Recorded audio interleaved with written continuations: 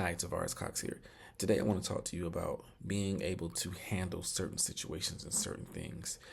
Now oftentimes we've heard that the misquoted Bible verse or chapter or wherever one would say it is that God will not put more on you than you can handle.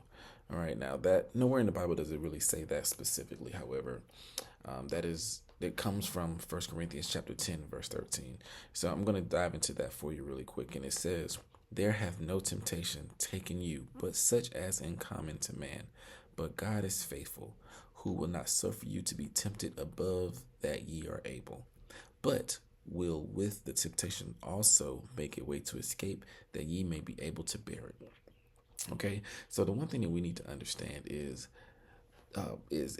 God allows things to happen to us so that He may see our dedication to Him, so that He may see our faithfulness to Him. If we're faithful to Him, then He will be faithful to us 100%.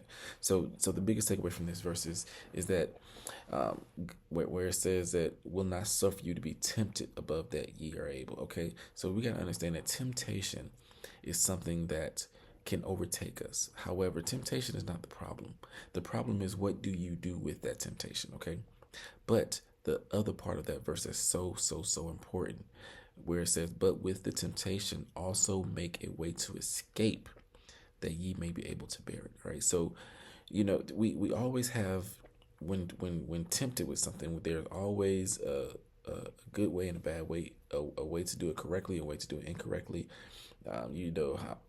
How people sometimes say you have the two things on your shoulder, the angel on the left and the devil on the right. You have the angel telling you what to do, that's good, the devil telling you what to do, that's bad. Well, that is pretty much how it goes, really, because you do have that way out, and that way out of that temptation is always what God wants you to do, which is the way to not sin. But the whole point of that temptation is to make you sin, to make you go against what God is telling you to do. So you have to really truly be very mindful of that. All right. And the best thing about it is God gives us a way out. All right. He gives us a way out. And we can find that way out in Proverbs chapter 3, verses 5 through 6. And it says, "Trust in the Lord with all thine heart, and lean not unto thine own understanding, but in all thy ways acknowledge him, and he shall direct thy paths." Okay. So if we acknowledge him and trust in him in every situation, then when that temptation comes that's so hard for us to bear, the only thing we have to do is seek ye God. Seek the kingdom first. All right. Just seek God, pray about it, and see which direction is pleasing unto Him. You got to remember, oftentimes when these temptation comes, it's often just to please the flesh, something to please, that's something that we want, something that we really truly want to do. All right. So we just got to be very mindful of that. All right. And I want to leave you today with a quote that I found from Thomas S. Monson.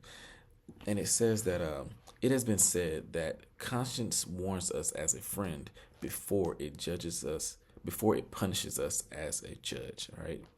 And then he said, when asked when he was happiest, he replied, "I'm happiest when I don't have a guilty conscience." All right. Now that is a great quote.